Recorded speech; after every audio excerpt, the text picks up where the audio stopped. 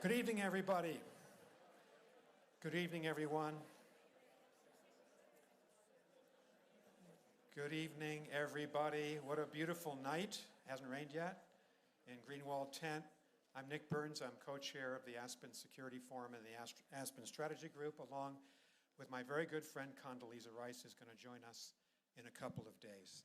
It is a great pleasure to see this crowd. We have ministers here from many of our allied governments. We have ambassadors here. I just walked in with the ambassadors of the Netherlands and the ambassador of Belgium, both NATO allies. We have people from all around the world. In each continent in the world, we have participants. We have you for the next 3 days, so welcome. The first person I want to recognize tonight is the board chair of the Aspen Institute, Margot Pritzker, and she has done a phenomenal job of lifting this organization up. Thank you, Margot. The second person I want to recognize is the guy sitting beside her, who is a valued member of the Aspen Strategy Group, close personal friend, Tom Pritzker.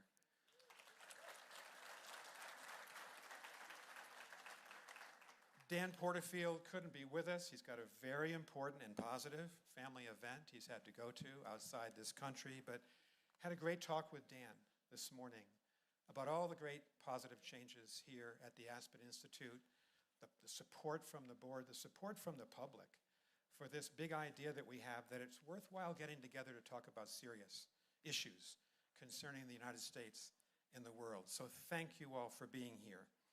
We're going to have an important discussion, set of discussions. I think they're going to be exciting, maybe even portentous over the next 3 days. We're going to have some debates, as we always do at the Aspen Strategy Group, because we're living in a consequential time. And we've got major crises affecting all parts of the world and some major positive transformations of the global economy and in technology that we ought to be thinking about seriously and talking about seriously. Consider just briefly some of the major points of the agenda this week.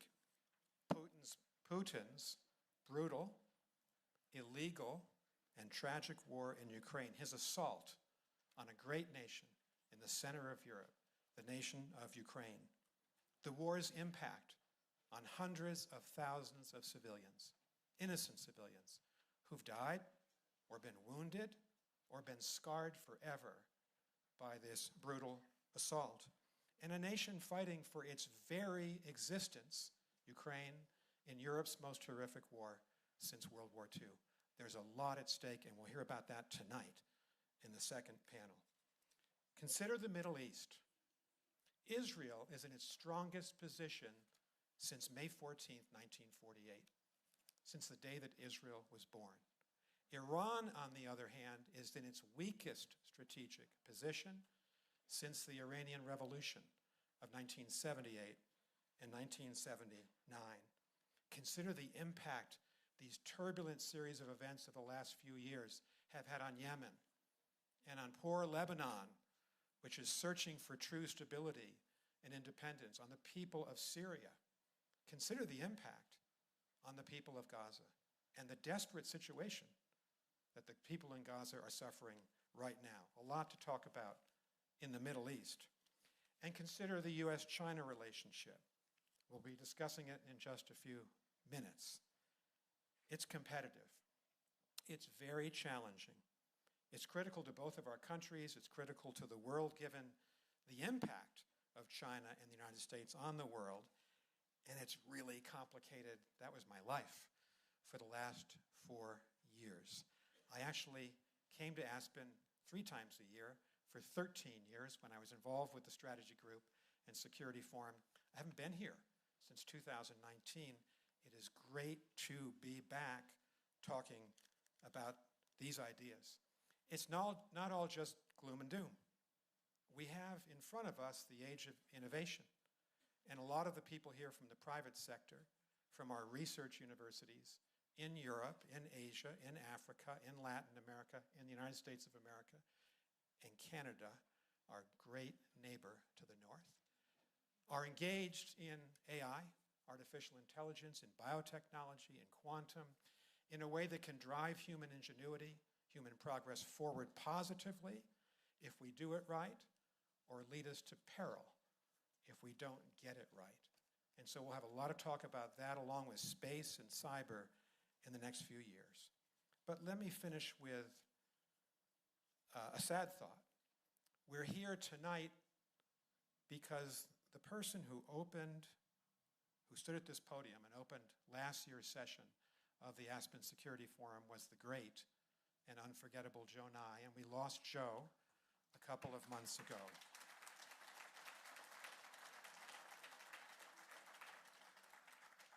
At another time of division in American society, 41 years ago, Joe Nye, Brent Scowcroft, and Bill Perry came together, and they had a big idea that when Republicans and Democrats were arguing and fighting in Washington, they might repair to the Rocky Mountains for serious discussion about the issues that separated them. Then it was President Reagan's defense buildup and the missile issues that we had with Europe. That was a big idea. Joe, of those three people, was the person who was with this organization all the way through until May of this year, when he passed away in Massachusetts.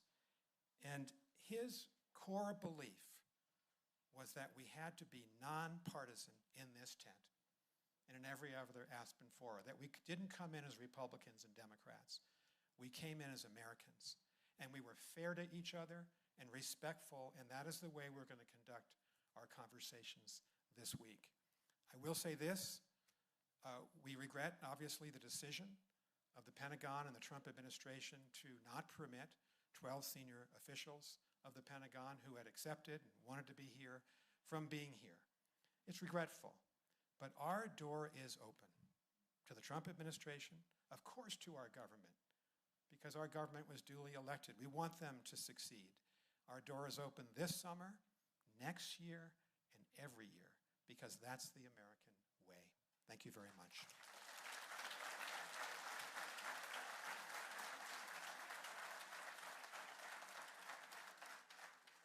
One more thing. The person who has really lifted up the Aspen Strategy Group, who has expanded our membership, expanded the way we think about our job, is Anya Manuel. She's done a terrific job as our executive director, and along with Neve King and Leah Batunis and our incredible staff, they've done so much to put this work together. So please welcome Anya Manuel.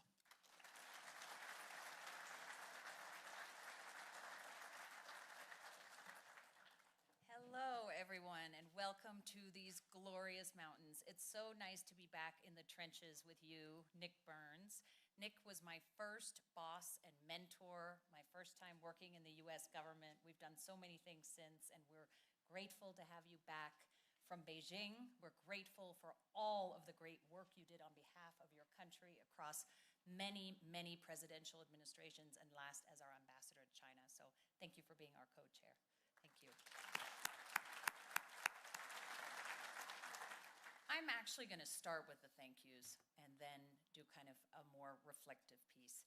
We are just so grateful to all of you. Every year you brave bad weather, flights that get canceled, people getting rerouted through LA and Idaho and who knows where, and you make it here because this is such an important conversation that we all have together. Our sponsors are wonderful, they're steadfast, they teach us about technology, they teach us about what's happening in the business world, so we're grateful to have all of you with us. And most of all, Nick already said it, but this unbelievable team that can turn on a dime, we have so much fun together, even when it's midnight and we're all still working our laptops. So I know you always all get embarrassed, but if you could at least wave if you don't want to stand up. I'd like to acknowledge Neve King, our fearless leader, Leah Batunis, Deb, Alana, Karina, Maggie, Emily, Matilda, Elizabeth, Ellen, Ella, and Chris Herman. Thank you. And you will also see here with us our 5th class of Rising Leaders. This is a program we started in the middle of COVID, wisely, because we thought there aren't enough young people. We need to get the new generation of nonpartisan or bipartisan and thoughtful foreign policy leaders here to the Security Forum, and we're going to spend a whole year teaching them a little bit about leadership. And we hope what we're doing with all of you is the most important thing, which is that you will be lifelong friends and colleagues and all help each other. So we're grateful that you're all here. Thank you. Let me now just pick up briefly where Nick left off. Nick understandably talked about all of the complexities that our world is currently facing. I think those of us who are professionals in the foreign policy world, I think we've rarely seen a world this complex. But what brings us here over and over again is a deeply human desire that unites us all. A shared desire to reduce conflict, to increase stability, and to create a more peaceful and a more prosperous world. So maybe that sounds naive in this very complicated world, but that's why we all come here. That's why all of these people here go to work every day. That's why we have some of the world's best journalists. And this aspiration spans all sorts of political lines. President Trump recently said that his preference will always be for peace and partnership whenever those outcomes can be achieved, always. And President Biden told the United Nations last fall that our goal must be to end the conflicts that are raging today and ensure that the forces that are holding us together are much more powerful than those pulling us apart. So there's a lot of hope. Hope alone isn't enough. And the tools that we used to rely on to do this, alliances, institutions, they don't function quite as we did. So our theme for these 3 days together is going to be to question our own long-held assumptions. A lot of experts in this field, and we get a little bit stuck in our thinking. But I would posit to all of you that our assumptions don't hold the way we may have thought they did. We assume that economic interdependence would naturally reduce conflict. I'm not so sure that's the case anymore. We assume that technology will always serve humanity. We're seeing a lot about AI this week, and that may not always be the case. We assume that institutions built for a different era would remain fit for today. We may have to reinvent some of those. So that is our task here in Aspen. To help us do that, we have brought together an unbelievable juggernaut of 100 speakers and moderators, hailing from 17 countries, senior officials, Republican and Democrat from the United States, civilian and military, senators, experts, leading voices in technology, in business, and in journalism. And together, I'm going to close with Joe, just as you did, Nick. We're going to follow the spirit of our founder, Joe Nye. Joe always knew to retreat to nature. And he always said to us, the reason we go out in nature, we all come here, we all go to the mountains, is to renew our thinking, to seek fresh ideas amongst thoughtful, principled people. Thank you all for being here. Let's get started.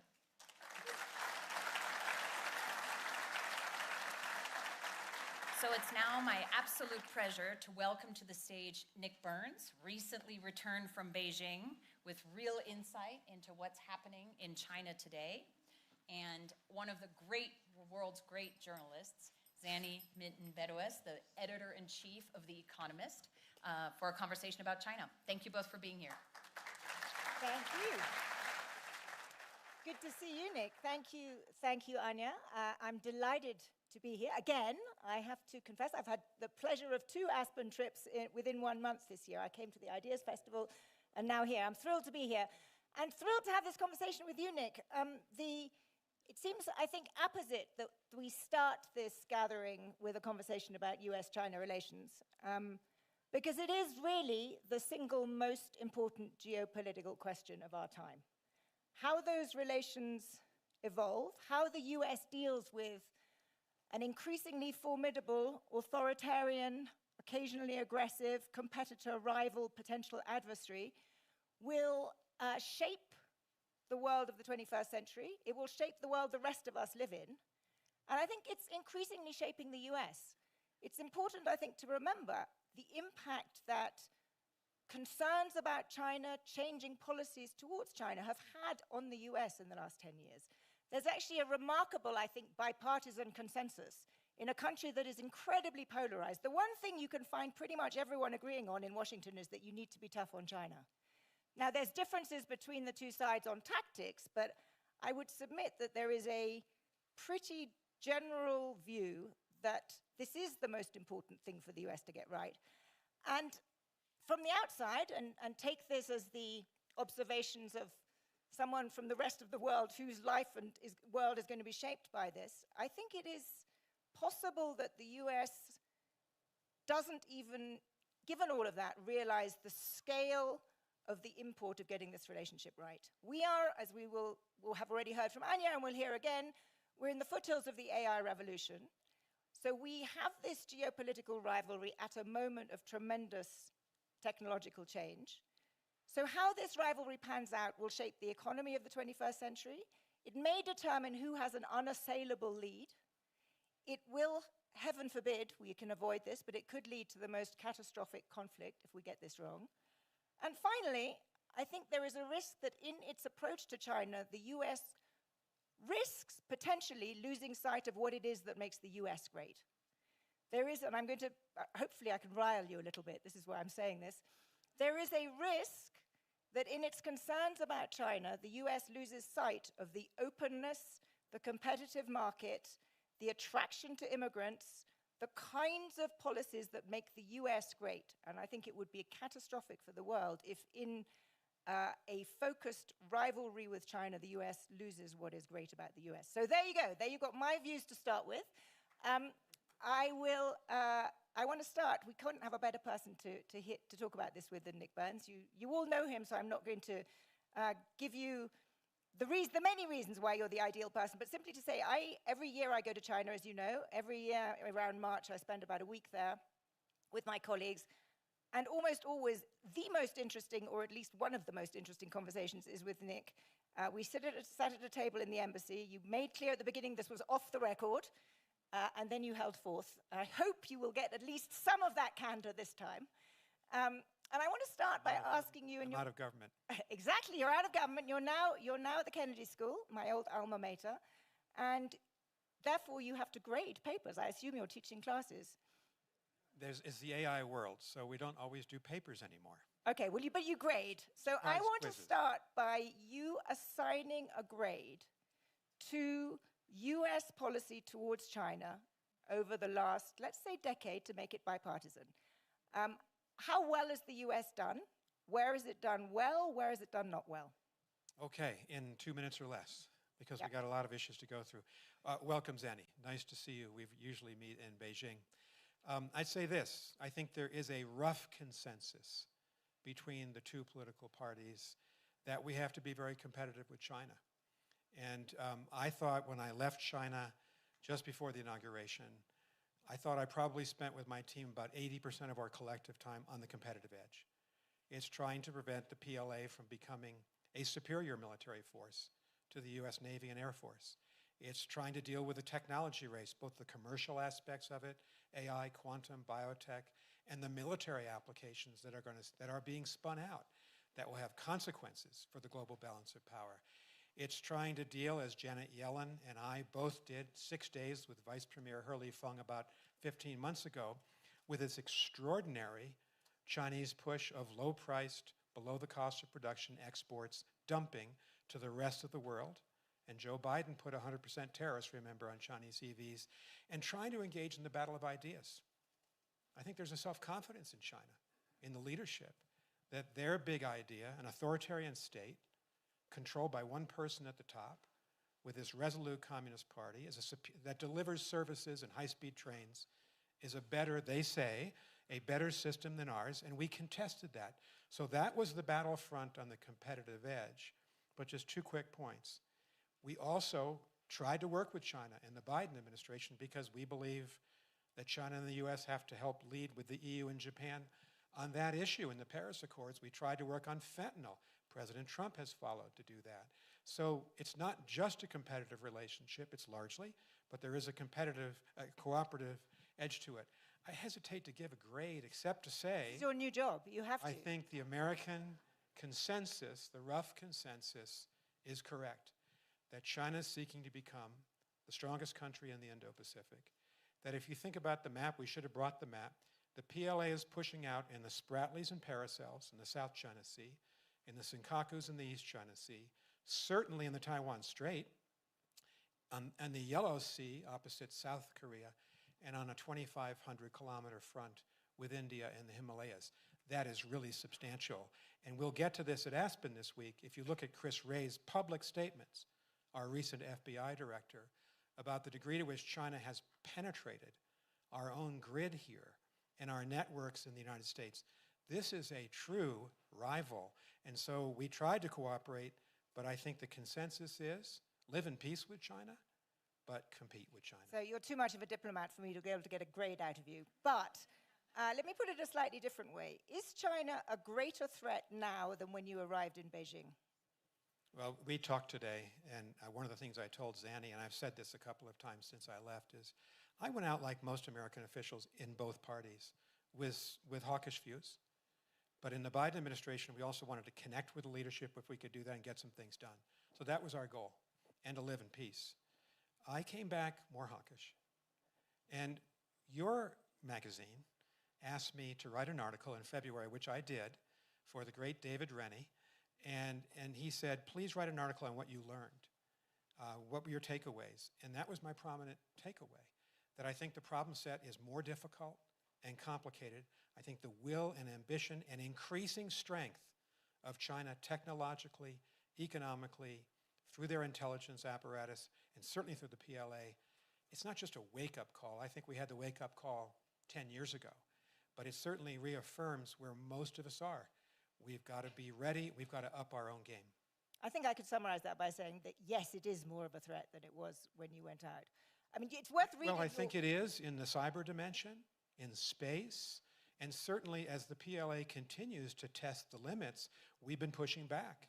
A year ago this month, the U.S. government pushed back as the Chinese challenged Filipino sovereignty in 3 different atolls in the South China Sea, and China stopped because we reminded the Chinese Article 4 of our treaty with the Philippines is defense, and we were prepared to do that. So we'll come to defense in a second, but I wanted to try and structure our conversation around 3 elements of this rivalry.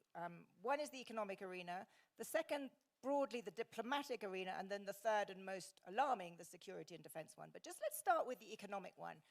And you're obviously not a member of this administration, but you are observing it from the outside. Can you tell me what U.S. policy is trying to achieve with China on trade? You know, I think it's actually, as I can understand President Trump, Vice President Vance, and Secretary Bessent, I think they're trying to do in some ways, maybe with a different order of priorities, what we were trying to do in the Biden administration. Here's what we were trying to do. I think both administrations have said we do not want to see a decoupling of the 2 largest economies in the world. $642 billion last year in two-way trade in goods and services, number one. But that we had to restrict certain national security dual-use technologies that we don't want to end up helping the PLA to overtake the U.S. military. I think there's an agreement on that. Third, we also believe that trade was important. Joe Biden put 100% tariffs on EVs, 50% on semiconductors, Chinese, and 25% on lithium batteries.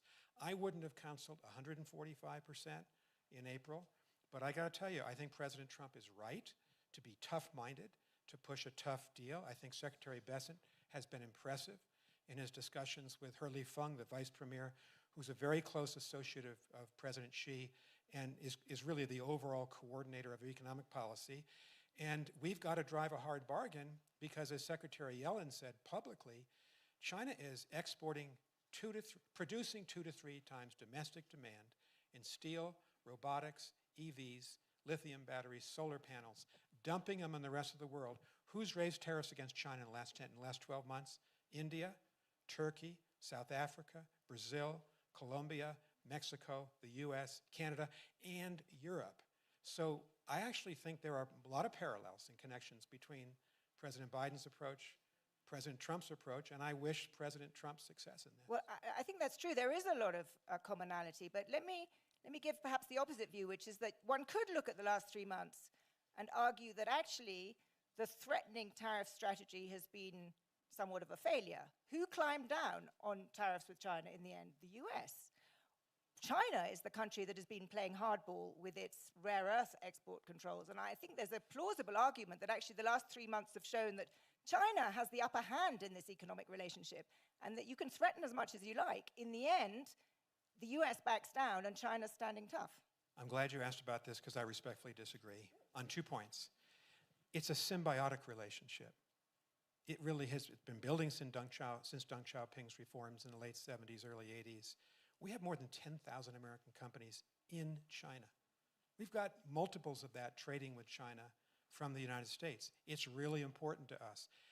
It's also important to the Chinese. We're their largest export market.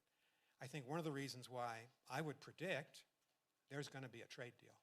Logic and self-interest will lead both of them towards a deal, and there can't be a summit meeting, I think, Chinese wouldn't have it without a trade deal. But why is that going to happen? Chinese, it was very clear, I was in China during our election day, and I knew the moment that President Trump won, I began hearing from Chinese officials. They were preparing for a showdown, but we were too. And President Trump and Scott Bessent were prepared. Yes, the Chinese withheld rare earths. We withheld ethane. We withheld critical components in the semiconductor industry. I think it was kind of a standoff. Right now, unfortunately, I see a lot of articles saying there's been an agreement. There's no agreement. There's a truce. But the truce, I think, will lead both sides to climb down eventually, not at 0% tariffs. I can't imagine taking President Biden's 100% tariffs on EVs off, given BYD. So I guess I see it a little differently. But what is this, and you would expect this from me as someone who runs a magazine that fights for free trade, but I'm still trying to understand what the strategic purpose of this deal would be. What would be the definition of success in a deal with the Chinese? Well, our principal problem in trade with the Chinese has been for the American companies, particularly the manufacturing companies that are in China, and many of them have been there for several decades, the playing field is not level. One of the things I did, I met nearly every CEO who came through China, and I felt that was a good use of my time. Story after story about forced technology transfer, about not applying the international rules concerning intellectual property theft, and that goes on in spades in that country. And I think President Trump has been talking about that and trying to make sure that at the end of any deal, there might be a better way for American companies to be competitive. And what I don't know, and I think what none of us know, is will the reciprocal tariffs that President Trump has put down in almost every country in the world, will they be the new baseline in U.S.-China trade? We don't know that yet. But, since President Trump has put a lot of effort into this, and he's also talked more positively about his personal relationship with President Xi, and you'll notice that Secretary Rubio had what he said was a positive and constructive meeting with Foreign Minister Wang Yi last week in Malaysia. I think we're seeing a creeping path towards some kind of a deal. Don't know the outlines, but that would be the prediction. That may well be the case, that you have a deal. But if you sort of zoom out a bit and you look at China, and we've had these conversations every time I came to Beijing, to simplify somewhat, 2 years ago or 3 years ago when the two sides were not talking to each other, it really did feel as though we were on the drumbeat towards some kind of conflict. This time, when I was there in March, after the inauguration, before Liberation Day, my sense was from Chinese interlocutors, firstly, I was stunned by the number of Chinese officials who said to me, what is happening in Washington reminds them of the Cultural Revolution. And there were so many of them that I felt there had to be some kind of a sort of official sanction that they were allowed to say this. But secondly, that they felt the approach and the tariff-based approach was going to, quote, make China great again, because it was going to accelerate China's push towards domestic consumption and China's push into high-end manufacturing. And if you look at the industries of the 21st century, whether it's clean energy, whether it's high-end manufacturing, China is in many ways streets ahead of the US. I mean, you've been there, you've seen it. How much does that worry you? And how much is this tariff policy the appropriate way for the US to retain its economic lead? Well, let me just talk about the tariff policy towards China. I think that's your question. I think President Trump is right to be tough-minded. I see him heading for a deal with China. Now, on the rest of it, these global reciprocal tariffs, I actually supported what President Obama and his U.S. Trade Rep Mike Froman proposed in 2015-16, and that is a big free trade deal in the Indo-Pacific, and you see the consequences of that. China is the leading trade partner of 120 countries in the world. All of Southeast Asia, all of Central Asia, parts of South Asia, nearly all of Sub-Saharan Africa. And as we were flying into Lima, Peru for President Biden's last summit meeting on November 15th of 24, the New York Times had this extraordinary color-coded map. In 2002, the United States was the lead trade partner of every country in South America. In 2024, China was a leading trade partner. Clearly, there's got to be a reflection. I know it's not fashionable in an era of industrial strategy and also of protectionism to say we've got to look again at free trade, but China is outpacing us. And with that trade, and with $1 trillion spent, and that's the rough estimate of the Belt Road Initiative from 2012 to 24, China has enormous clout in the global south. One of the questions Zanny asked me earlier today is, what do you regret? And I think what we should regret, the United States, is the loss of influence and even competitiveness in the vast global south. I'll just give you one example. The Chinese locked up 1 million Uyghurs in Xinjiang province between 2017 and 2019. And the party secretary of Xinjiang told 2 of my European ambassadors this past autumn that they had done that. They're now trying to cover it up. We, the Europeans, the Japanese, the Australians, the New Zealanders and Americans, Canadians, tried to take China to the UN Human Rights Council and shine a bright light. And guess what? We didn't have the votes. Why didn't we have the votes? Because Belt Road, because of trade, whether it's the indebtedness or the gratitude, frankly, in some cases, of some of these countries. And I worked with all the Arab ambassadors. Not a single one of them stood up for the Uyghur population. So you see the clout that China has. Do I regret that? Absolutely. Because I believe our system's better. I know our values are stronger. I don't want to see the Communist Party of China have this kind of influence in our hemisphere. That gets to the second area. So we've I think, respectfully disagreed a little bit on economics. Let's turn to diplomacy, where, as you say, China has gained influence, I think, in the global south, just as the US has lost. How important is that arena? And do you think China wants to create a different kind of global system of which it is the hegemon, or does it have a different approach? So there's one story or fact to illustrate this. Every year, I was in China until the middle of January, and Foreign Minister Wang Yi went to Africa the week I left. It was the 35th consecutive year that the Chinese foreign minister, whoever that person is, went symbolically to Africa first as the year began. That's powerful. I was in Beijing last October when President Xi invited 54 heads of government from sub-Saharan Africa. 53 came. He had 33 bilateral meetings in 4 days. You have to put the effort in and the time in. We need to do that. But let me just say something else about the Chinese.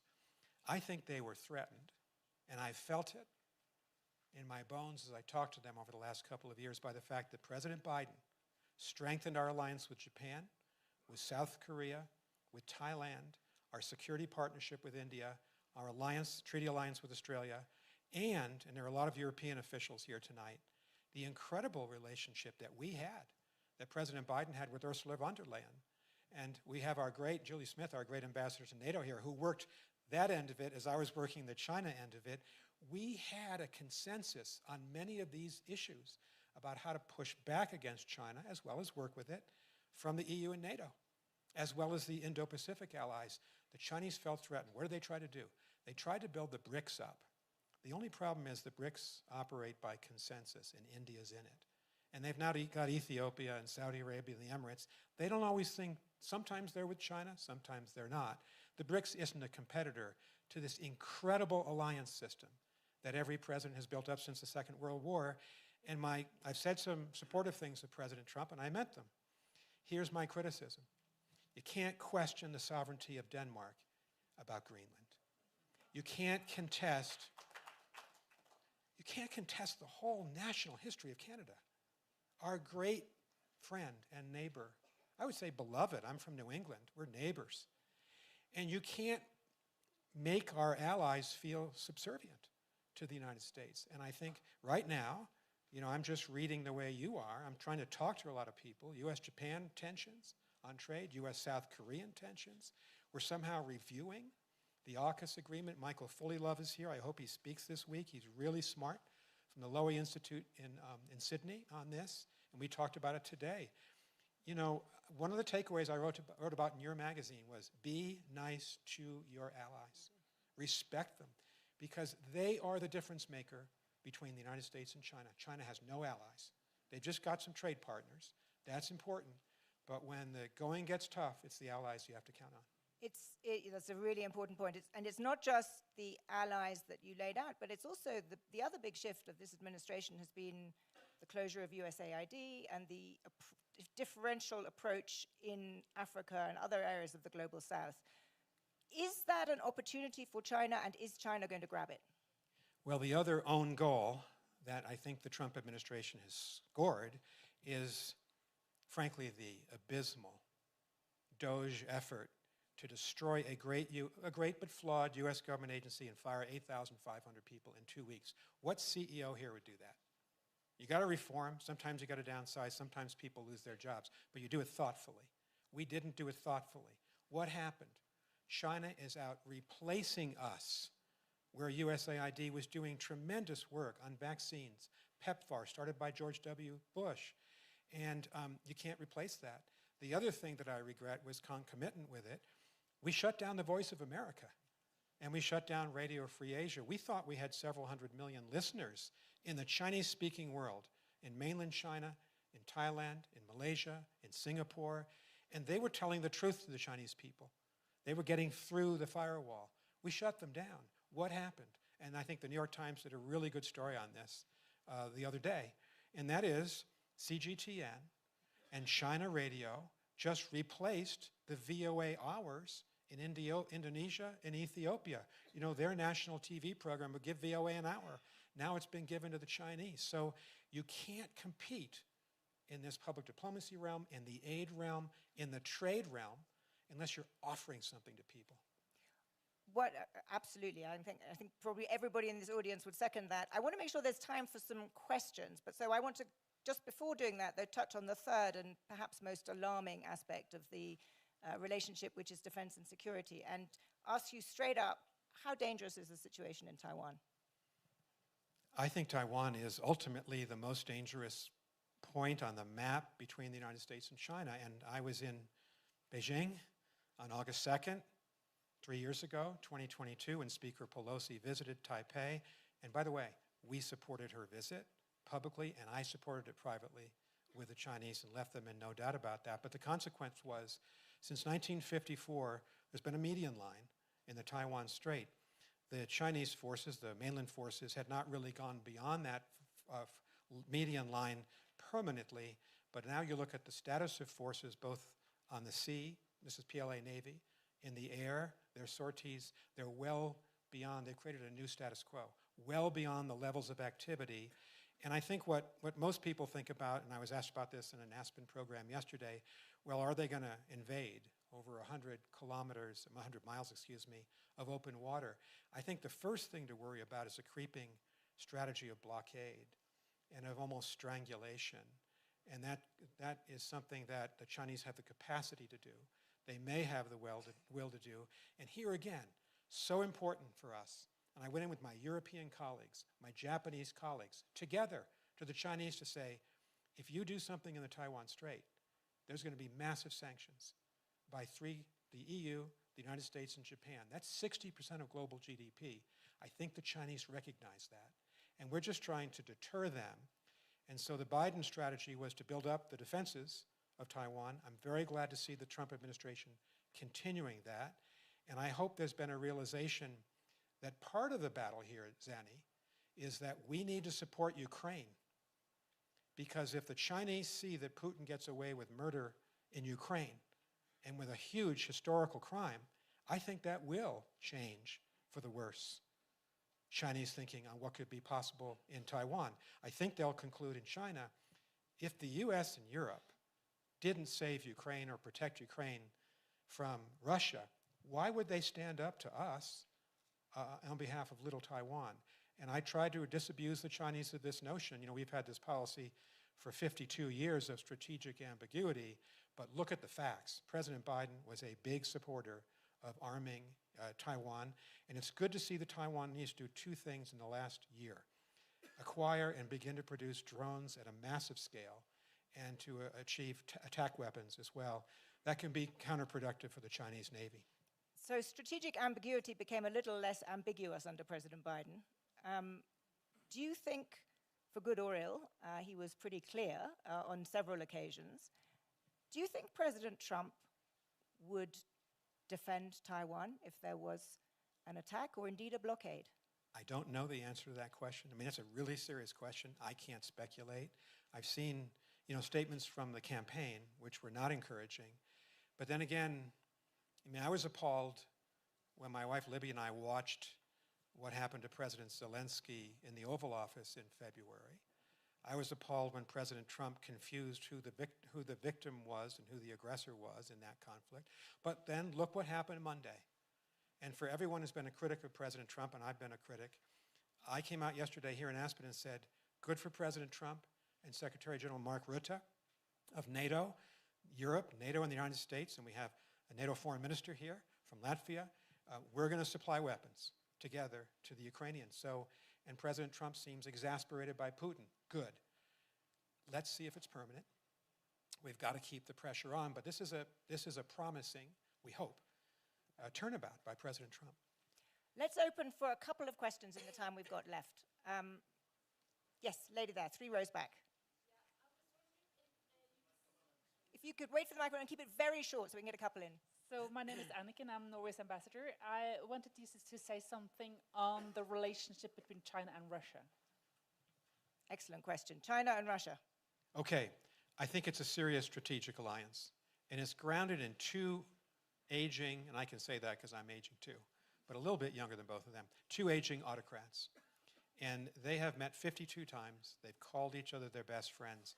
I think that they have cemented, for the time being, I don't think it's forevermore, a very important strategic alliance between the two countries. I was exasperated by the Chinese in February, March, April of 2022 when they told me we're neutral in the war. They're not neutral in the war. They've protected Russia at the Security Council. They've supplied about 90% of the microelectronics to the Russian Defense Industrial Base. They want Russia to win. And so the Europeans who are here, and we have the Foreign Minister of Iceland, Foreign Minister of Latvia, we have a lot of ambassadors here. I hope they can all speak up this week. They've been exasperated. For our European friends and allies, this is an existential issue. Europe's been divided by Putin between an autocratic Russia and a democratic West. And the Europeans have really put a chill into the EU-China relationship because of this. Chinese are normally, I think, quite good diplomatically, quite sophisticated. They missed this. They were shocked that Europe ended the investment treaty back in 2022, and Europe joined us in sanctions against Chinese companies who were helping Russia. And I know there's an EU-China summit coming up. It doesn't look like it's going to amount to much as long as the Chinese are in the Russian camp, and they are. One more point. There were a series of unequal treaties between the Qing Empire and the Romanovs, and it's interesting, everything's controlled in China. In my last few months in China, obscure academics in regional Chinese universities wrote articles that were published about these unfair treaties. The Chinese remember.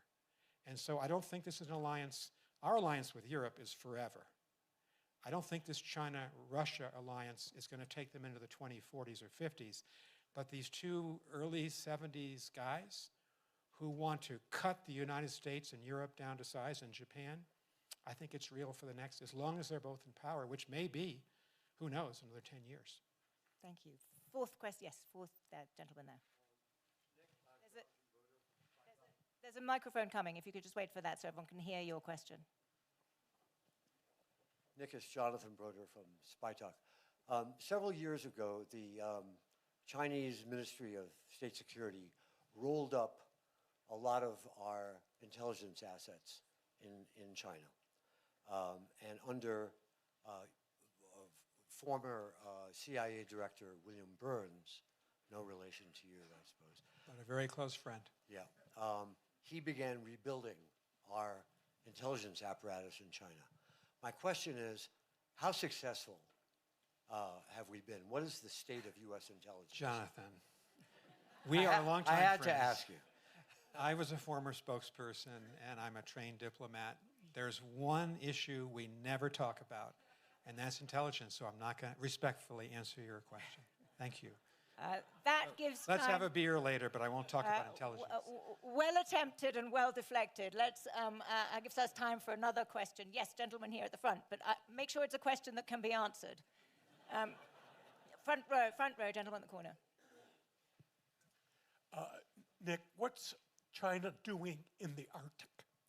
So here we have a great American ambassador to Norway, Ambassador Nationson, and we were colleagues separated by several thousand miles. It's interesting. You know, Norway, of course, Finland, Sweden, Iceland, the United States, Canada, certainly, and Russia. I probably left out some charter members of the Arctic Circle. But China considers itself a near Arctic power. So they were always coming to me, because we're a member of the Arctic Council, to see if they could get into the meetings.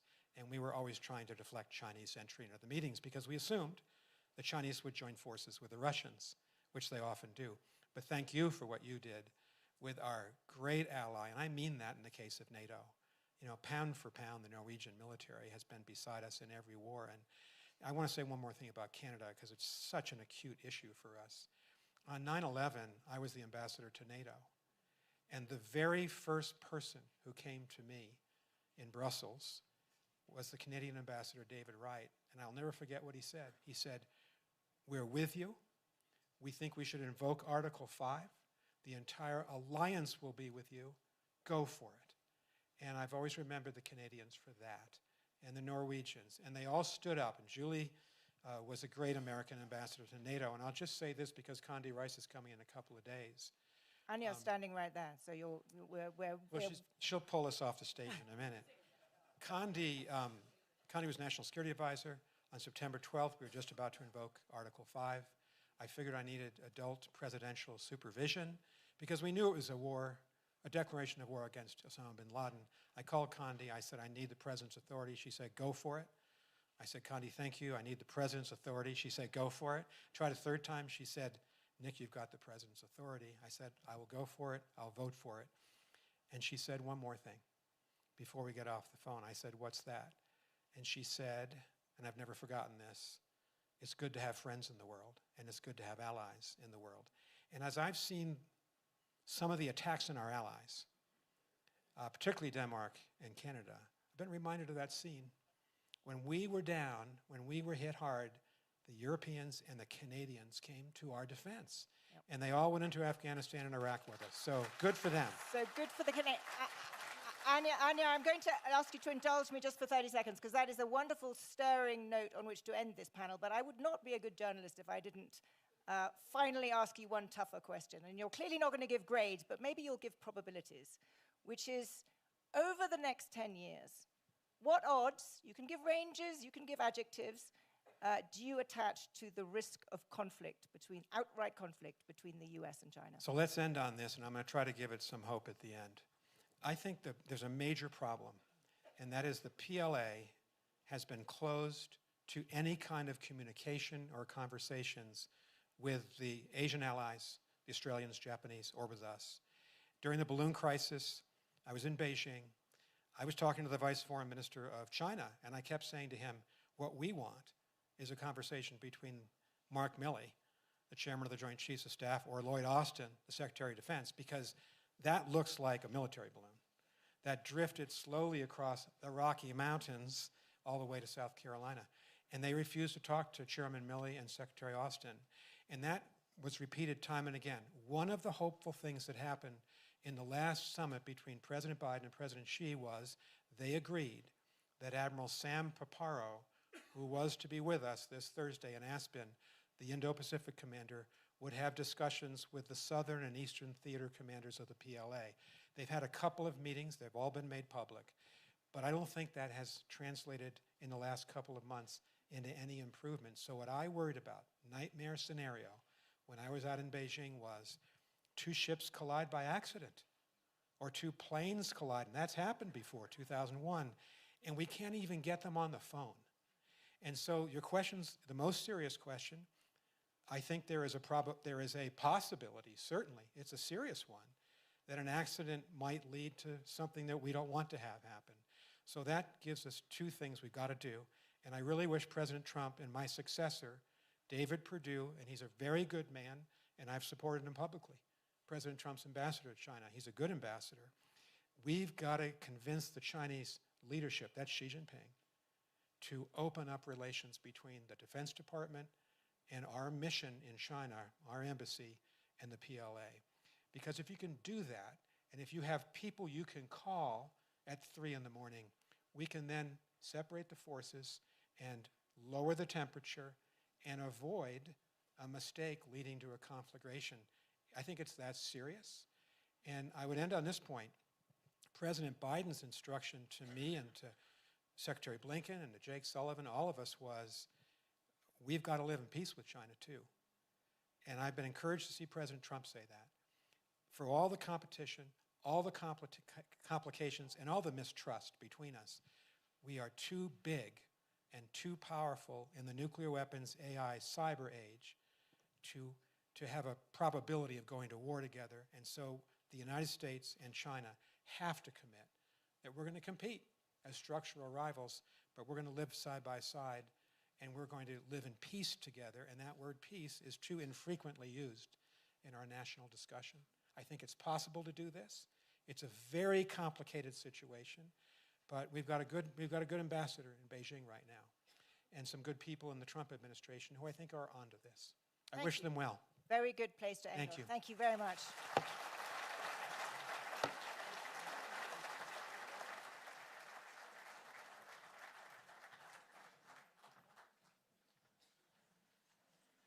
Thank you all. You just got a real front row seat at what's going on in U.S.-China relations, and we're now going to give you a real front row seat on what our European friends and allies see happening in Ukraine and more specifically in Russia. We have an unbelievable lineup for you all this afternoon.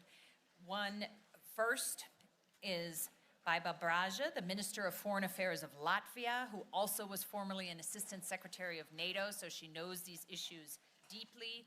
Wolfgang Schmidt, who until very recently was what in our system would be like the White House Chief of Staff, the chief officer for the Chancellor Scholz in Germany. He looks much more rested now that he's out of office. We have Thordis Gylfadóttir, who was recently the foreign minister of Iceland and is now a special envoy to Ukraine, so she sees that conflict really up close.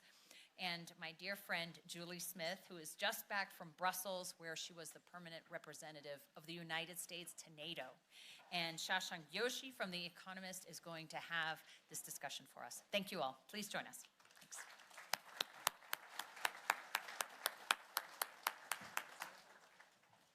Oh, you just come up the middle? Just come up the middle. There you go.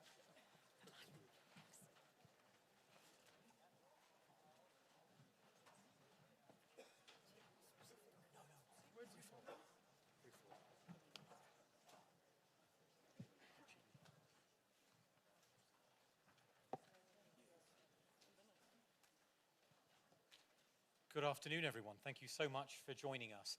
I understand not every panel at this forum will be chaired by The Economist, but the best ones probably are. I'm also very grateful to the Institute for giving, to start this forum, start this discussion, 3 Europeans, 1 honorary European, the chance to discuss this topic, because it isn't always clear where European defense right now stands in US thinking, but I think it's a subject we should get onto, and whether that statement that we just heard from Nick Burns, that Europe is our ally forever, whether that's still something we all can repeat in confidence, whether we can all believe in confidence, and I hope we discuss that. I just want to begin with a couple of very quick reflections.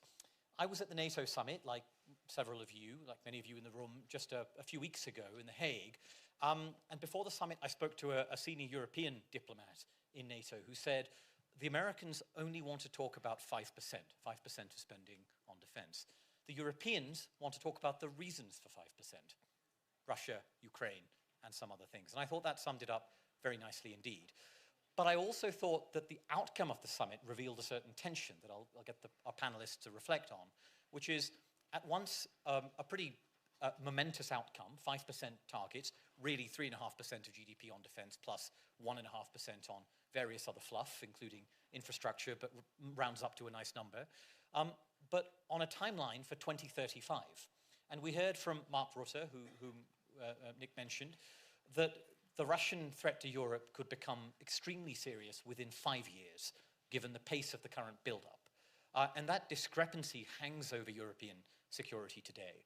And the final reflection I have is the contrast between the mood that many of us heard in Munich. Julie, I saw you there. Wolfgang, you were there. I'm sure many of you were also there.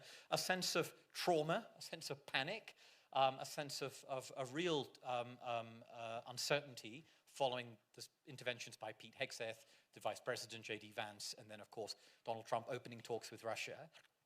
And the NATO summit, where there was a sense of phlegmatic acceptance, a sense of business-like getting on with things, a sense also that perhaps the worst case hadn't materialized, that actually Trump came out of that summit relatively positive about NATO, and in the last couple of days, more positive noises about Ukraine. So with those sort of three scene setters in mind, Baiba, I'd like to turn to you first. You're a serving foreign minister. You represent a country with excellent intelligence services. I think you're also a reservist with a personal stake in European defense. Member of National Guard. Member of the National Guard, not just a sort of minister overlooking this from on high. How acute is the Russian threat to Europe today? Is it something that can unfold on 10 years? Is it Mark Rutte's 5 years? Is it the figure we hear from the head of the German armed forces that it could manifest by the end of the decade? What is it? I don't think there's one answer. The one word, if you ask me, what is the Russian threat like, it's manageable. Yeah. But it does require action, it does require leadership, it does require the strength that we basically cover under 5%. It's about strength. And when we look at what is the Russian threat, I think it's important to know actually Russia's warfare doctrine. And very often we only think about what we are seeing in Ukraine after 2022. But what was happening before, and before 2014, was also warfare. And that was part of Russia's doctrine. It was preps, it was cyber, it was infops, it was corruption, it was influence gaining, it was everything. It's part of the warfare, and that's happening already. So you cannot separate that conventional, non-conventional parts from each other. And I think understanding that for not only Europeans. When we speak about Europeans, we include Turkey, we include Norway, we include basically everyone.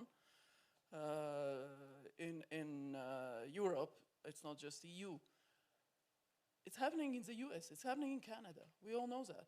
And understanding that wholesome threat is very important, that the preps testing involves strength. But basically, for us, it's 3 lines of effort that still matter. One is making ourselves strong.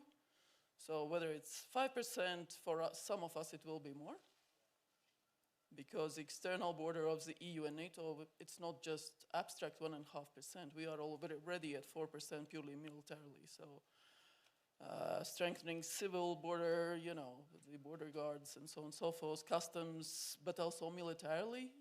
ISR, everything. It involves a lot of resources. It doesn't come back to the economy always. That's an issue. You need the GDP to have those 5% from. So the economy actually matters. That's why all the trade disputes actually don't help anybody in that respect.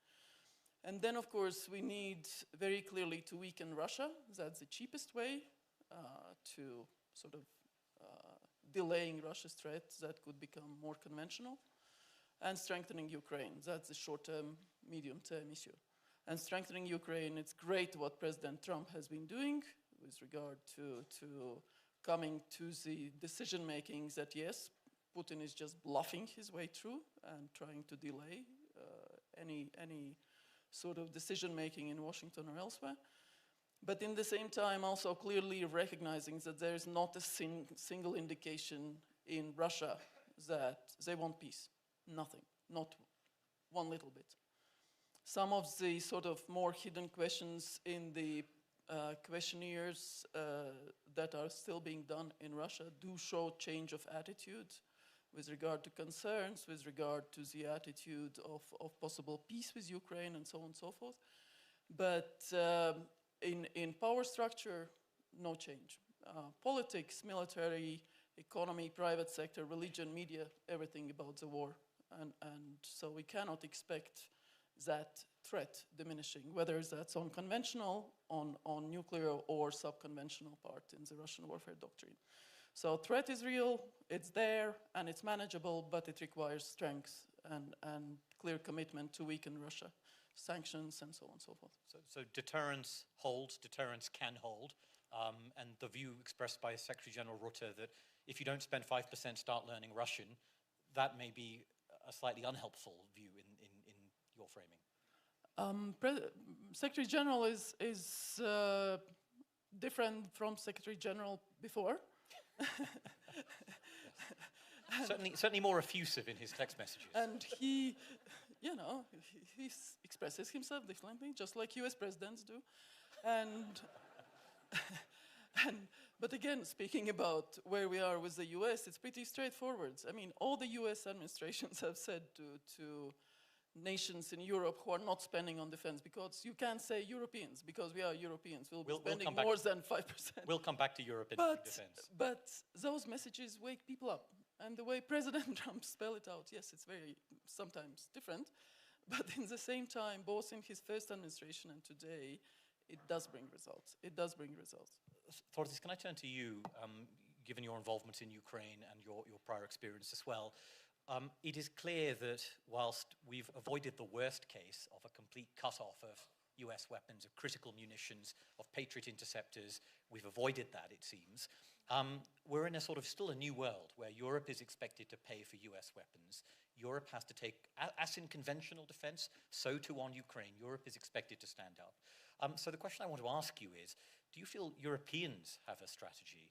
Is the aim simply to keep Ukraine armed to a sufficient degree to survive?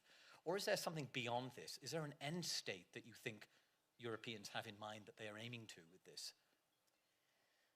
Well, I mean, first I would say, I think most of us realize now that the war in Ukraine is literally a test of everything we stand for. And I actually agree with the diplomat that, put in one sentence about the 5% and then, what are we ready to defend? I hear the statements. I know that the defense spending has increased, but I also know the only reason we still have the time, because we always say we need more time, Europe needs more time, we need more time to find the money, to increase production and all of that. The only reason we have that time is because of the fighting spirit of Ukrainians. So, I hear the statements, but we are not doing enough. We are not doing it fast enough. And we say that we're in it for as long as it takes. Me personally, I'm getting very tired of that line, because for as long as it takes, what does that mean? I would say that connects with your question. I would say that we should be in it for Ukraine to win, for Russia to lose, and to send a very strong signal to other autocrats that are thinking about something similar. And in that regard, I think it's extremely important that, because I have had conversations with people from the US, where they've said, we can't be supporting Ukraine as much because we have to worry about China. And I said, well, you do see how that connects. And some people say, no, it doesn't. It doesn't. We have to focus on China, and we can't do what we should be doing with regards to Ukraine. And I think that's a fundamental misunderstanding. So, we're not doing it enough. We're not doing it fast enough. And the only reason we still have time, and things have not gotten worse in other countries in Europe, is because of Ukraine. So instead of, they always say thank you. I can say for myself, and I think we should all rethink that, and it should be us thinking them and not the other way around.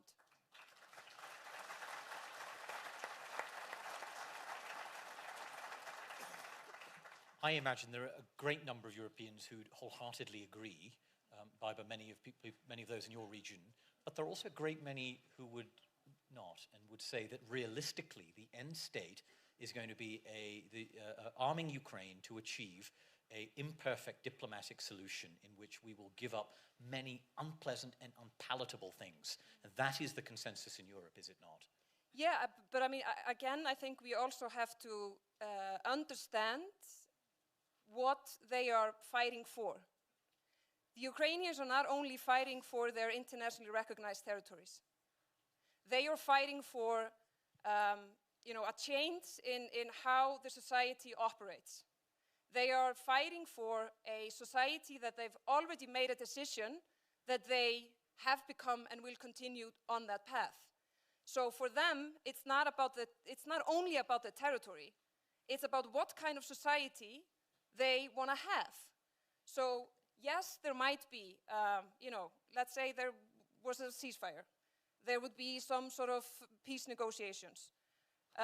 However that will turn out, the main thing is, will they be able to pursue what they want, which is to become a member of European Union, also NATO, and I actually think that, worst case scenario for Europe would end up being, we would be calling them, asking them to join NATO. Because if you would have to call a friend in time of a, very difficult conflict or a crisis or a war, I think many, many European countries would actually want to call the Ukrainian friends because they know how to fight the Russians.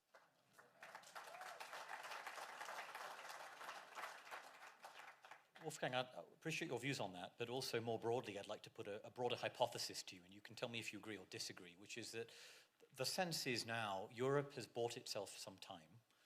It's in the midst of, the title of our panel is Tanks But No Tanks. I think that would have been completely fair as a title many previous years. Maybe it's a little bit less fair this year when certainly your country is in the midst of a huge tank buying spree that puts many other countries to shame on the sheer scale of the armor it's procuring, as well as many other capabilities.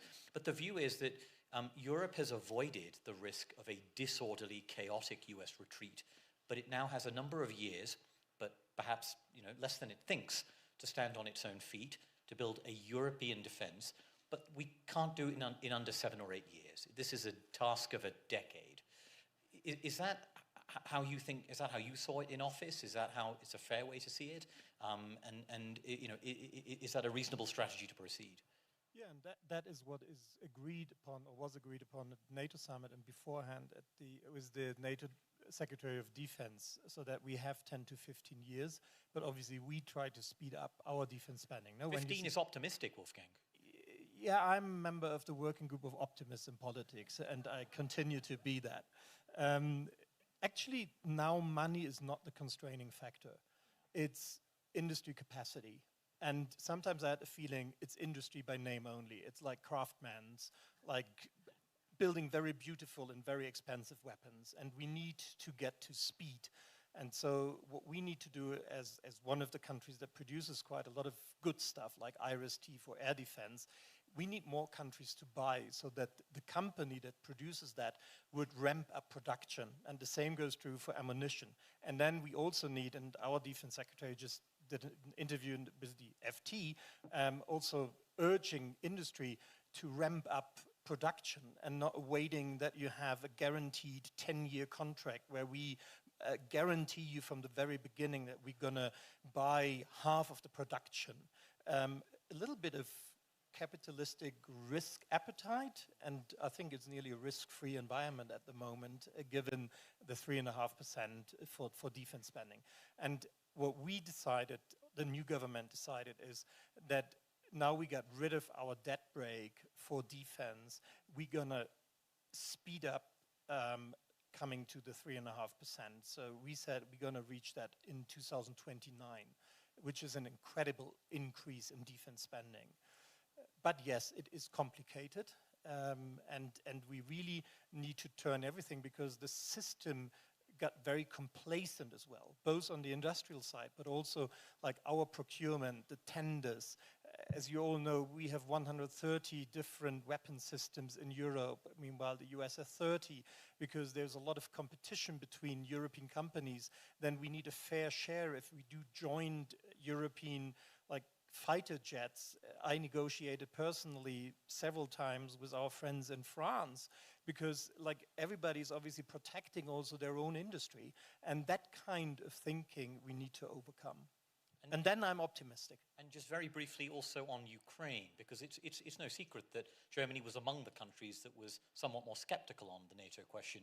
I mean, yeah, but at the same time, and people tend to forget that when there's so much euphoria, we were by far the second largest provider of military aid to Ukraine in the world, and by far the largest in Europe. Had Great Britain done the same we've been doing, they would have doubled actually their support to Ukraine. And people somehow forget that.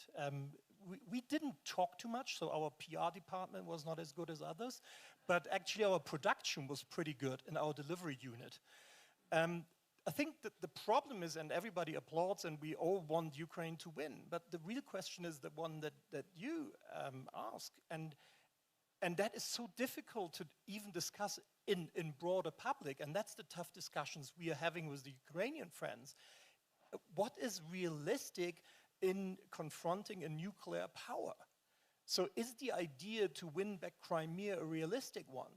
Probably most of us think it is. It would be great, but it's not so realistic.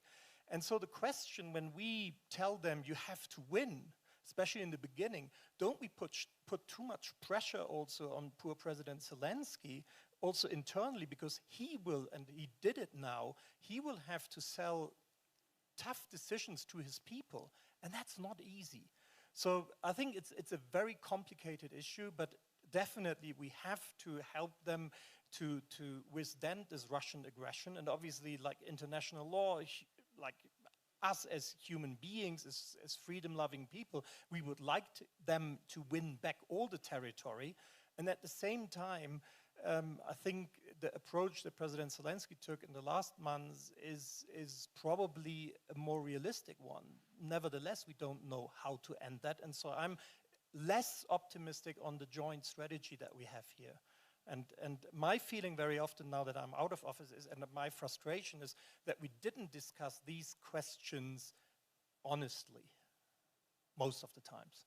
Torres, did you want to quickly say something before I turn to Julie? Just because I'm not talking on behalf of anyone in Ukraine, but I just think, again, because of, if we understand what they're fighting for, I would assume that for them the primary thing is to have the possibility to be the society that they want, which is free, prosperous, without corruption, protects human rights, and is allowed to be a part of, European Union and other alliances that they want.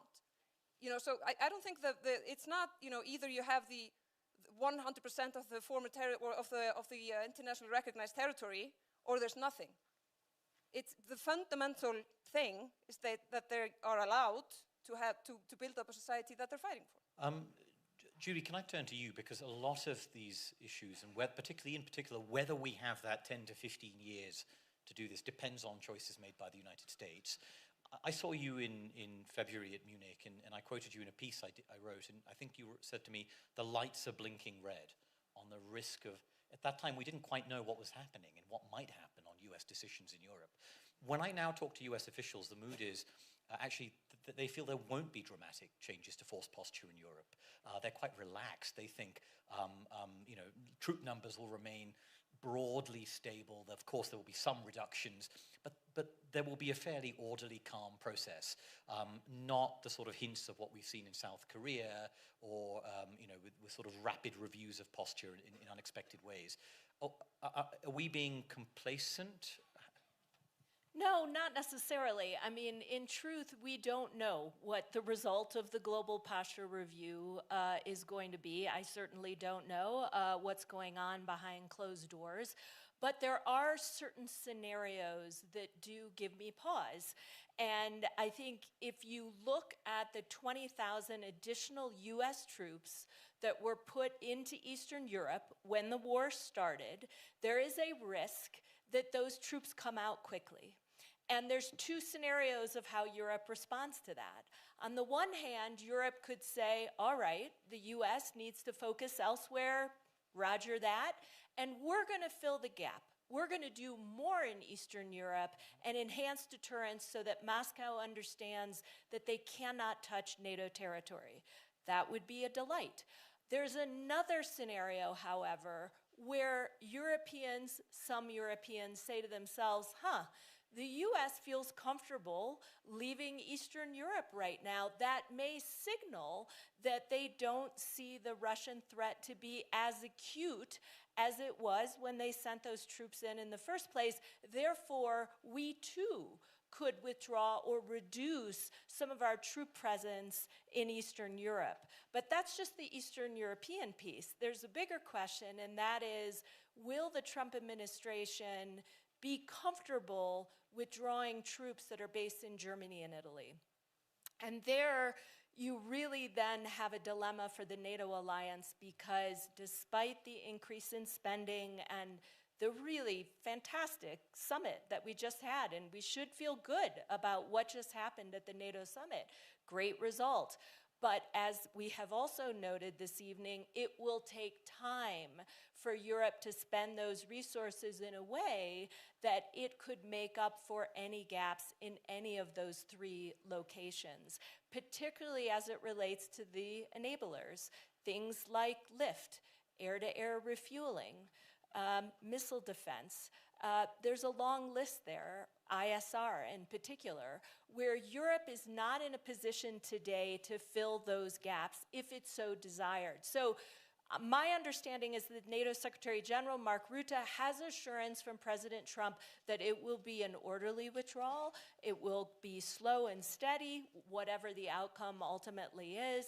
Allies will be consulted. I hope that's how it unfolds. But I think based on what we've seen over the last couple of months, I think it's understandable for all of us to question whether or not it will unfold as planned. I'm going to come back to you in just a second, Judy, but Biber first. When you look at those two possible European responses to the vacuum that's left or the gap that's left, a reinforcement of Eastern Europe, a sense that we'll do more to deter in the way that you said at the beginning, or a sense that actually sort of standing back a little bit with the threat's not that acute. What are you hearing when you talk? I'm not asking you to name individual countries, but what mood are you getting out of your allies and partners on this? Listen, there hasn't been a single message that US is going to leave Europe. I mean, that's not the way the discussions take place. That's not how the discussion goes about. We have to be very aware that those capabilities that US has in Europe not always are useful elsewhere. If it's about threats in the Indo-Pacific from China, that's actually quite different. We need more air and maritime forces. Again, I'm not going to go into details, but the military side really knows when they talk about it and what is needed, what is not. The same with the Middle East. We saw what was happening when the situation was brewing there. Very much of US posture was related actually to what they had in Southern Europe and Central Europe. And those 20,000 forces and President Biden's decisions were greatly appreciated. Quick, efficient, fast. They are training. They're not sitting in the barracks or something. They're actually doing very efficient training. And that posture changes. Like now we had the big Baltops exercise. It was entirely different from what we had had before. Different troops, different speed, different capabilities involved. And that's what the allies in Europe are doing. We are developing the biggest single military range, brigade-size maneuvering with electronic warfare, live bombing, night flights, everything, drones, everything. The sort of thing it's harder to do in Britain or Germany. Where it's difficult to do elsewhere. And that is in accordance with the US requirements. And that is what interests the US forces. So we are in pretty good sort of relationship in terms of discussing and talking about it. But then, of course, the posture review matters because threats are threats. And Nick was just talking about where we are with China, and you didn't mention the nuclear, you didn't mention the conventional forces that China has, the space, and so on and so forth. And that's real, that's there. So we just have to be aware that it's all there. China is not explaining why it has done so. There is no real dialogue ongoing on that in substance. So not picking up the phones when it matters, but why the nuclear? Why such capabilities are being developed? And that's something that it's not only the US that realizes. China is enabling Russia's war in Ukraine. Russia would already have lost the war if not for I'm glad you raised China, and I wanted to connect the conversation to where Nick left off, which is just Julie to you for a moment. The UK has an aircraft carrier strike group in the Pacific right now. Germany has sent frigates in the last 18 months. The Italians have sent naval assets. There's a lot of European interest in involvement. It is reported that Bridge Colby, the Pentagon's policy chief, told the British that he doesn't want them there. We don't want you there. You're diluting your effort in Europe. Stay in your lane. Very different message to the one that the Biden administration delivered, which was there is utility in your presence, in an intermittent, moderate presence. How do you weigh this? Do you think there is a risk that Europe could dilute what are relatively scarce naval assets, for example, in the Pacific, when it really should be focusing on the High North, the Med, these theaters that are quite severely contested? Well, it's more than just sending a frigate into the South China Sea. I mean, what we did at NATO through the last administration was to bring our Indo-Pacific partners closer to the NATO alliance. They were frequently coming through the front door of the alliance to brief allies on how they tackle things like cybersecurity attacks. I mean, in many ways, our friends in the Indo-Pacific face challenges from China that mirror how our friends in Europe are facing challenges from Russia. And given what Nick Burns just talked about, this deepening partnership between Russia and China, we thought it would be fruitful and productive, and it was, to bring America's Indo-Pacific allies together with our European allies. And it yielded some really interesting results. I would just note, when North Korea sent 11,000 troops to Russia to fight Ukrainians, South Korea came into the alliance to brief allies on who those forces were. And that was a really interesting, concrete example of the value of Indo-Pacific allies working with European allies. So above and beyond a ship, sailing through the South China Sea and the naval presence, all of that's important, but what's also important is deepening those partnerships. And what I fear and what I do hear from some European friends is that this administration sees less value in that. And I think it would be a tragic mistake to lose sight of one of America's greatest assets, and that is the allies we have across the Pacific, the allies we have across the Atlantic, and our ability to bring them together.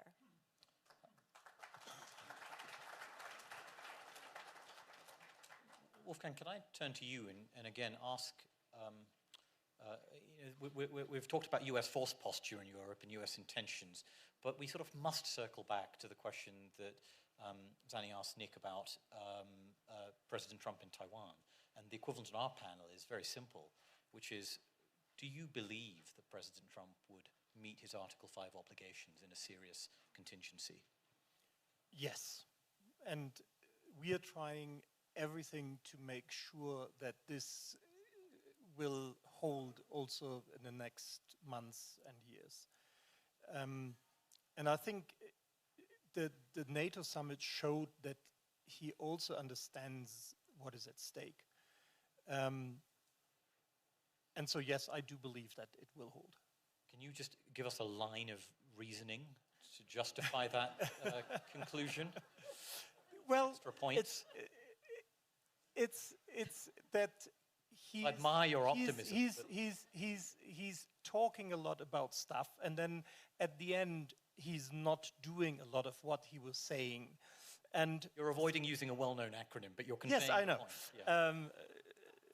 My ex-wife is Mexican.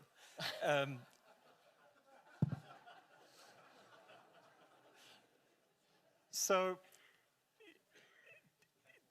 I think there is at the end a belief also in the system you might call the deep state that we need allies. And obviously it's the final decision of the US president, but it's so interlinked what we see. And he probably also felt good at the NATO summit, and Mark Rutte made sure that he feels that way. And I think he sees, and we've seen that in Trump 1, and I know Trump 2 is different from Trump 1, that at the end, he was sticking to what we agreed upon. So that's where my optimism is coming from. But obviously nobody can look into his head.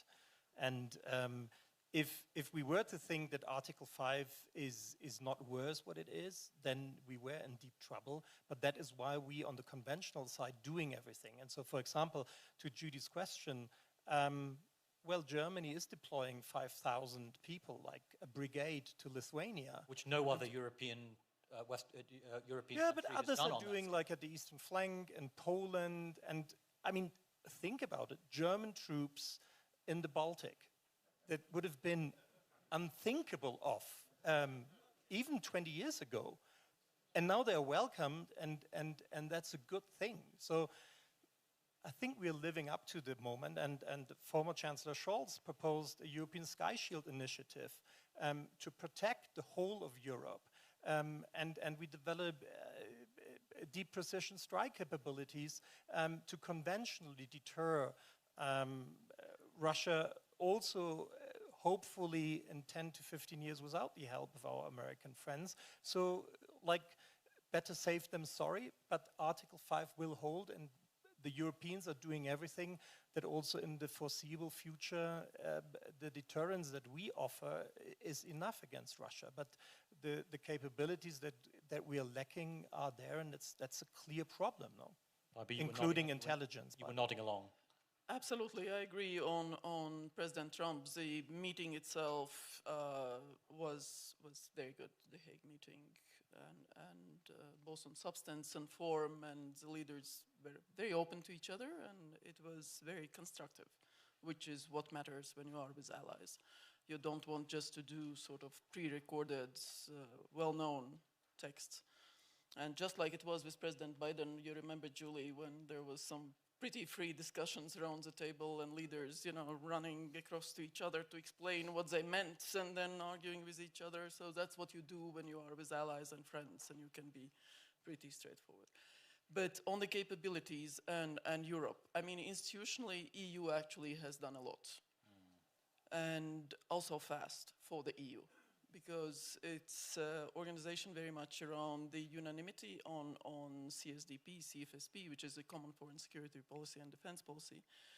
And what has been achieved is that the EU will be funding through 800 billion program, Rearm Europe, the same capability gap that have been identified in the NATO defense plans. So essentially, Europe is putting its money where the needs are. And that is something that we did not expect to see happening so fast. Now, of course, it relates to what Wolfgang was saying, what we all know. It's the fragmentation of the industry, it's the standardization. We have American howitzers, we'll be building Rheinmetall factory. We actually need those 155 ammunitions to fit the American howitzers. And it's pretty straightforward. It's NATO standard. One of the standards, but there's a problem. So it's about that adjustment and the realities that it's not about standards on paper, but reality there. And the third point is actually the talent, because what you saw was the Ukrainian operation taking out 70 billion worth Russian Operation Spider's strategic, Putina. Spider's web, exactly. It was about the talent, the knowledge, the ability to innovate, prepare. But it was the use of very simple, very straightforward capability. It was off-the-shelf drones. It was not something that it was, billions worth equipment. So the talent that we have in Europe, in our country, it needs to be freed. It needs to be freed, and that is, of course, something that again relates to regulation, and that is the strength of Europe, strength of EU, but also a weakness. So that is something that through the whole process needs to be just sort of opened up and freed.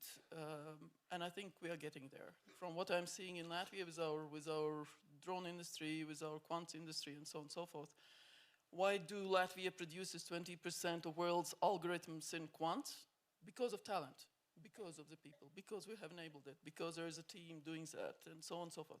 So we do have that, and putting it together within the alliance, and not forgetting that when we talk about Crimea or the south of Ukraine, Turkey has said, we will never accept it as legally Russian. We will never do that. They have a strategic interest in the north coast of the Black Sea not being Russian forever. And it's just, again, we keep forgetting when we talk about Europe that there is a geopolitical player that is very strong. And when Italy speaks about Libya and the concerns they have for Libya, we know how we need to work together with quite a number of other actors to actually address that threat. And that's, you know, not only migration, but all types of other issues. As we approach the end of our conversation, Torsis, can I come back to you and just to get a sense of whether this really is an inflection point in Europe, how serious this moment is. I talked about German rearmament and, you know, on an incredible scale, just incredible, and then cultural steps like the deployment to Lithuania, not to mention sort of, you know, many other things like the assistance to provide long-range strike, help Ukraine build long-range strike capabilities. But your country is also in its way undergoing a serious debate around the question of a standing army, the question of an intelligence service, which also speaks to the same really powerful current of change in Europe. Can you just give us a sense from that sort of high north, northern mid-Atlantic perspective, how does it feel to you, and does it feel different this time? It really does, and I think there's not like one specific thing.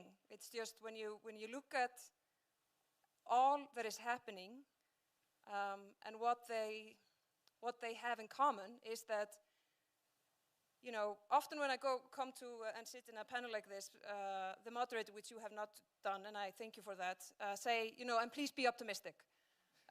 You know, please, you know, be hopeful and end on a happy note. And I'm like, but why? Like, why should I end on a happy note and being optimistic? I'm you know, I am in the category as well of being optimistic, and I'm grateful for being alive, and I see the beautiful things, and I want to be optimistic. But if you just look at what is happening in the world, you know, I'm just not that optimistic. I'm sorry. But what I can say is that, you know, if people would ask me, do you believe we have what it takes? Definitely.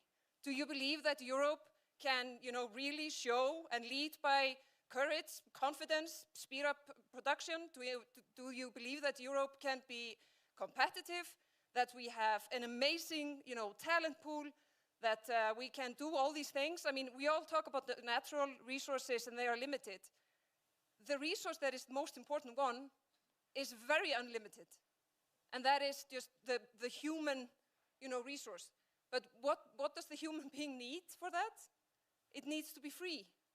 And so the individual rights and these values is what it's all about, and that is the same for Ukraine. And that's you know, also what Putin is most afraid of. He's not afraid whether he will be, you know, fought back with the territory that he gained. He's afraid whether Ukraine will be able to pursue what it wants. That's what he's afraid of. And so I would hope that Europe, with North America and then other allies as well, that we are ready to defend what is most important for each and every human being. Ukraine is showing us that they are ready to do so. We know that we have what it takes, but will we do it? You know, in the time we have? I don't know. I mean, I truly hope so. I come from you know, my generation was promised that the things that we're seeing would never happen again. And then they did. So, you know, I try to be optimistic. I know we can, but whether we will, I hope so. And I will Very also briefly, conclude because he is looming over me. not on a very sort of positive basis. Actually, what I think with what I started is this subconventional threat. It's cheaper to take countries over from within, preparing the grounds and taking over the leadership at the highest possible level, and get them do what they want. And that way, splitting EU or NATO or whatever. And that is, I think, the way we should look at it, and should be aware that this is what's happening. Thank you, Baiba, for reminding us it's not just conventional defense. And thank you all for a very stimulating panel and your thoughts. Thanks to our wonderful panel. Well, tonight's just a flavor of what's yet to come. Thank you so much for joining us. I'd encourage you to please look frequently at the agenda. Hit refresh. As you know, we've had a lot of changes, and planes continue to be diverted to Grand Junction. It is beautiful on I-70 this time of year, but I don't recommend it. Thank you so much. We'll start promptly tomorrow morning with an out of the world panel on space. Now I'd invite you all to walk through the meadows, please, and we'll have a reception for all Aspen Security Forum pass holders at Door Hosier, where you picked up your credentials. Thank you, and thanks to the panel.